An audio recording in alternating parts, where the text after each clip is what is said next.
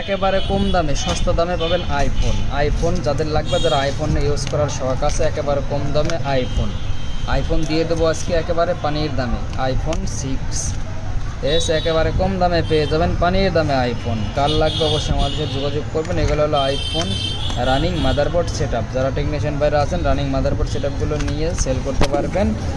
Display লাগে, শুধু display problem iPhone 6s শুধু ডিসপ্লে প্রবলেম।